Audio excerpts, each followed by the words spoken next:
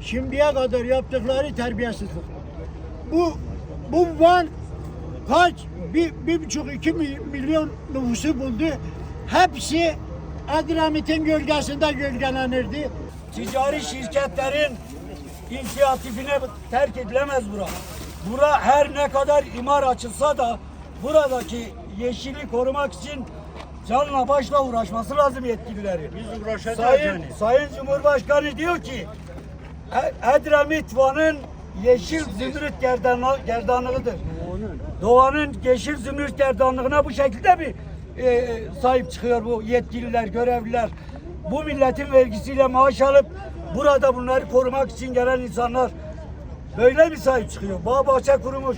İnsanların ekonomisi ciddi anlamda zarar görmüyor. Bir gecede dün millete dedik ki arkadaşlarımıza yarın basın açıklaması yapacağız.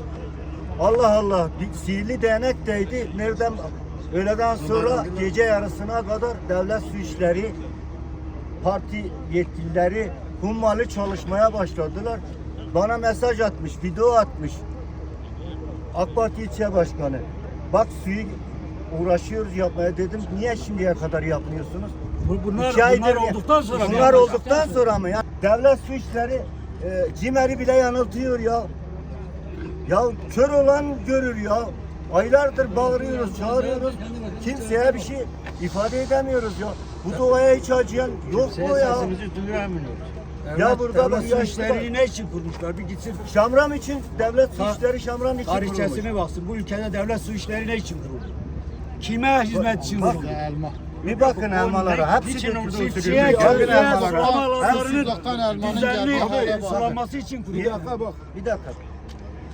Koruma altına alınan kanal Temmuz ayında temizliği yapılıyor. Normalde Mart ayında yapılması Mart, lazımdı. Nisan, Mayıs'ta Nisan yapılması. ayında yapılması lazımdı. Temmuz ayında çalışmalar yapıyor. Bu insanları yatıyor burada. Şu anda fulldur pislikle. Şamramın içi dolu pislik. 30 yıldır sırtlaşlık yapan adam var burada. Burada bu protestonun amacı nedir? Kanalın temizlenmemiş olması. Su istiyoruz. Bu coğrafya su istiyoruz. Kanalı temizleyip temiz Hatır çakal suyu su vermeleri istemiyoruz. lazım. Hatır suyu istemiyoruz. Biz geçen yılda bu şeyle karşılaştık. Duyarlı basın mensubu arkadaşlarımdan Allah razı olsun.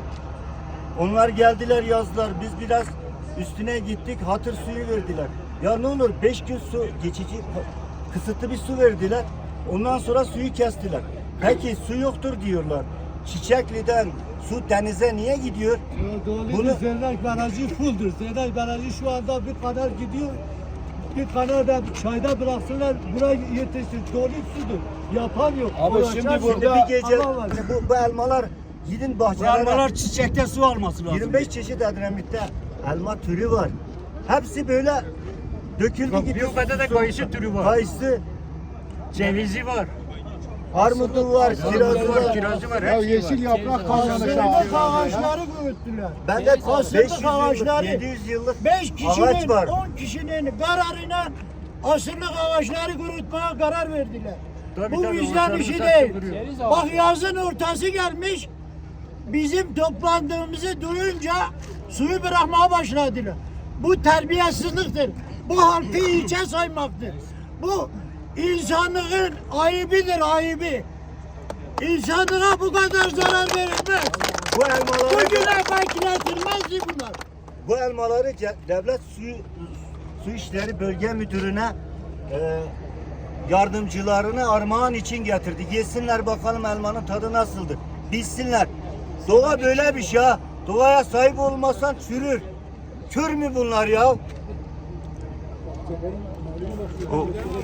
Abi şimdi bak burada ben İsmet Durmaz. 30 sene ben bu deseyde emekli oldum. Bu su gelir.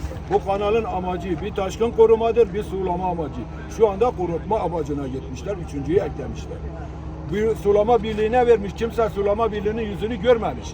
Çiftçi doğrudan gelir desteğimizi bloka koymuş, kesmiş. Bir damla su da gelmemiş. Gelsin eğer bir damla su da gelmişse hakkı var. Amca Bütün illerde, bütün iller, ben kararını anlatın. ya meclis kararı, şimdi bir tane meclis kararı belediye bir siyasi kuruluştur. Efendim bir tanesi geliyor diyor su verme, diğeri geliyor diyor su ver.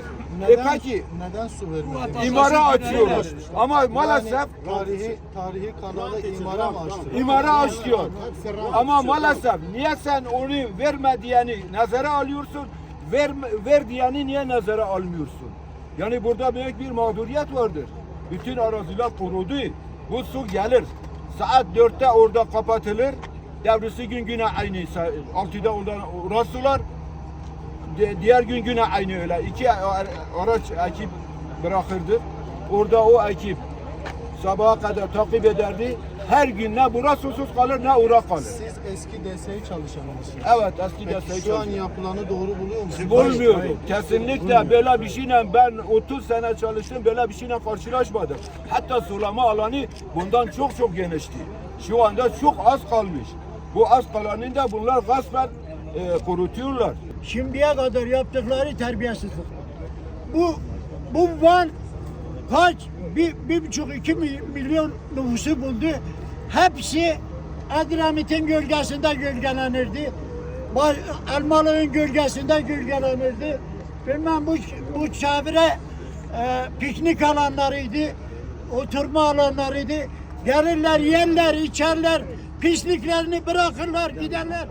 O vaziyette bu halkın sesi çıkmamış ve insanlığını da kaybetmemiş.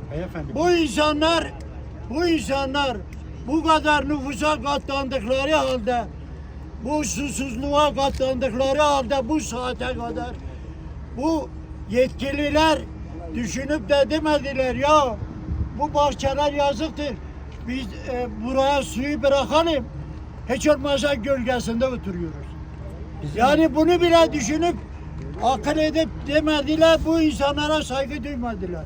Beyefendi Şamura kanalı Van'a giderdi su. Burayı şey ettiği gibi Elmalı, Pertek, Keşoğlu Van'a giderdi bu su. Dolu. Tamam mı? Bugüne kadar sıkıntı çekmezdik. Fakat ne olduysa ne yaptılarsa aniden kestiler. Bütün bahçelerimiz, Ya biraz daha bir önceki belediyenin rantına kurban edildi. Söyleyin evet. Rant bahçelerimiz düşüncesiyle bir önceki belediye kurban etti. İmara açtı. İmara açtıktan sonra DSİ'de diyor ki kendince haklı bir bahane buldu. Dedi ki biz imara açılmış su vermek zorunda değiliz. Bir önceki belediye halka sormadan, halkın hiç yanına gitmeden, uğramadan mecliste çoğunluğuyla bir karar almış. Şu anda da mevcut belediye bunu iptal edelim diyor ama sayan yok. Bir önceki.